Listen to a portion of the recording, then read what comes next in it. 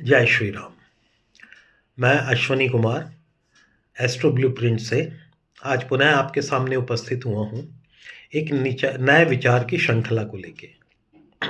हम लोग अक्सर ये बात करते हैं, जो ज्योतिष को थोड़ा भी अच्छे से जानते हैं, कि कोई भी ग्रह किसी राशि में पहुँच के क्यों चुका होता है, या कोई ग्रह जो है काल पुरुष की कुंडली के हिसाब से देखें तो किसी स्पेसिफिक भाव में और उसकी वहाँ की पड़ती हुई राशि में ही उच्च का माना जाता है। तो बहुत सारों की बात होती है कि सूर्य मेष राशि में होता है, मंगल मकर राशि में होता है, बुध जो होता है वो कन्या राशि में होता है, बृहस्पति कर्क की राशि में होता है, शुक्र जो होता है मीन की राशि में होता है, शनि तुला राशि में जाकर उच्च का होता है। कल मुझसे मेरे एक ज्योतिष मित्र हैं, उन्होंने ये सवाल किया कि ये बताइए कि शुक्र को हम 12वें भाव में क्यों उच्च का मानते हैं। तो मैं थोड़ा-सा चौंका। मैंने कहा शुक्र को तो मीन राशि में उच्च का कहते हैं, आप 12वें भाव का क्या काल पुरुष के संदर्भ में लेते हुए इसे बता रहे हैं?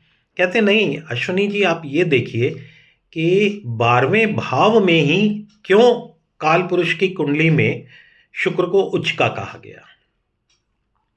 मैंने थोड़ा-सा इसके बारे में विचार विमर्श किया और फिर जो पुस्तकें हम लोग पढ़ रहे हैं, उन पुस्तकों में एक बहुत सुंदर पुस्तक मेरे हाथ में आई थी, श्री श्री रविशंकर जी की, कि उनके साथ एक अंतरंग वार्ता करके एक पुस्तक है, द आर्ट ऑफ लिविंग की।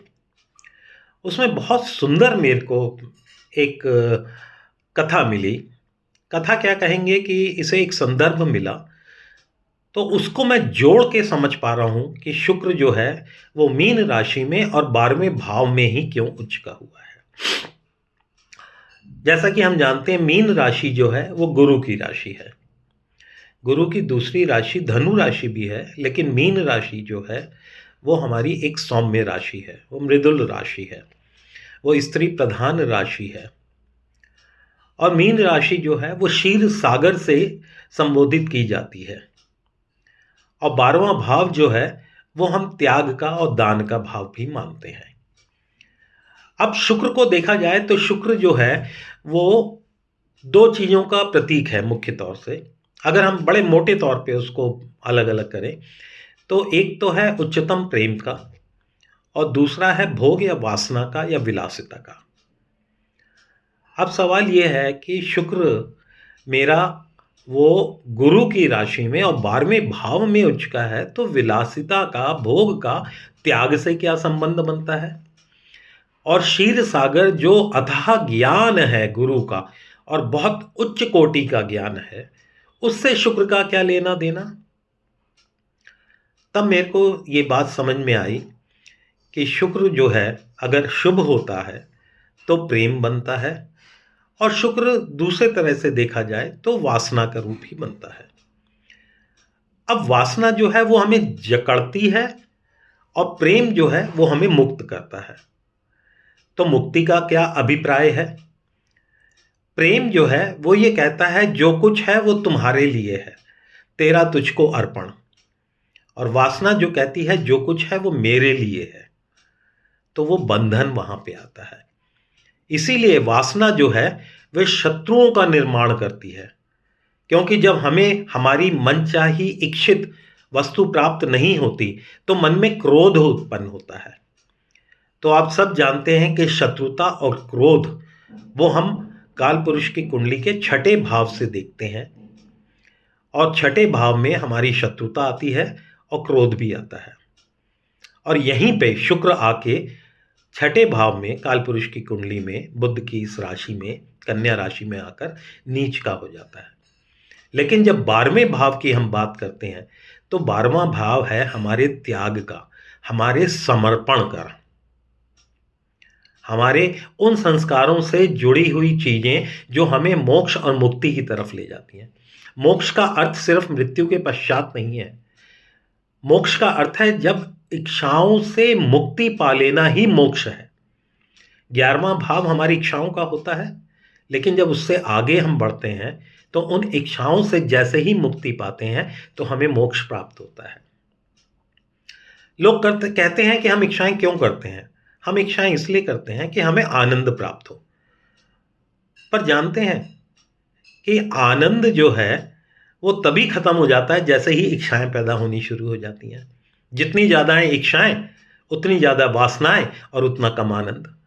एक बार इच्छाओं से मुक्त होकर छोड़कर देखिए, देखिए क्या आनंद आता है। त्याग जो है वो अपना सर्वस्व लुटा देने पे है। तो राधा ने जो प्रेम किया था, मीरा का जो प्रेम था, वो इसी उच्च कोटि का था जब उन्होंने अपना सर्वस्व लुटाकर कृष्ण को पाने की कोशिश करी और उनको पाया।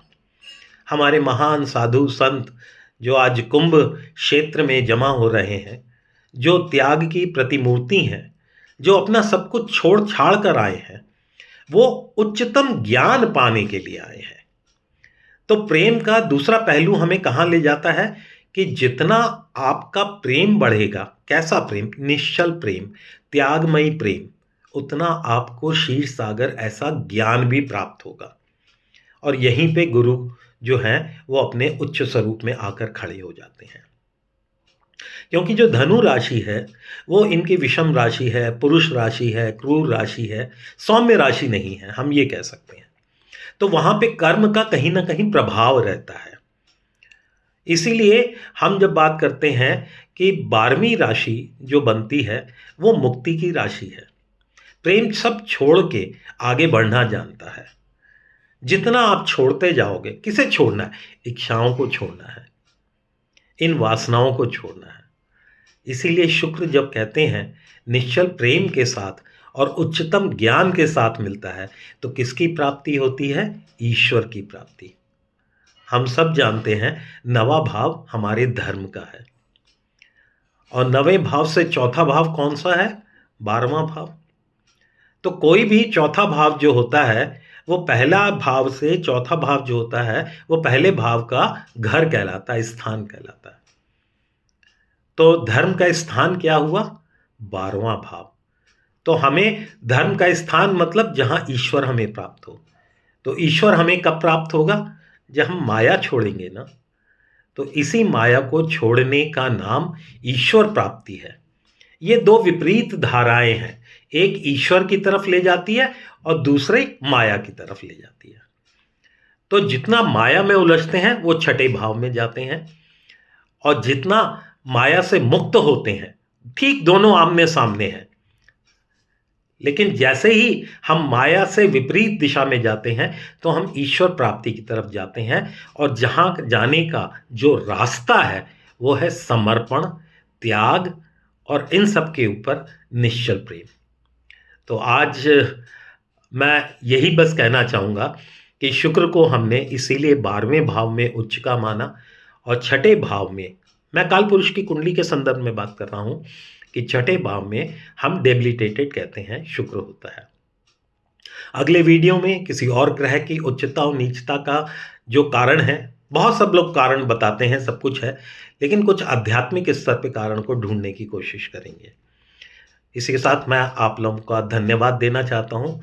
आपका अपना मित्र अश्विनी कुमार, एस्ट्रो ब्लूप्रिंट से आपसे निवेदन रहेगा कि इस चैनल को अगर आपको अच्छा लगे तो इसे प्लीज़ सब्सक्राइब कीजिए, शेयर कीजिए, लाइक कीजिए। धन्यवाद।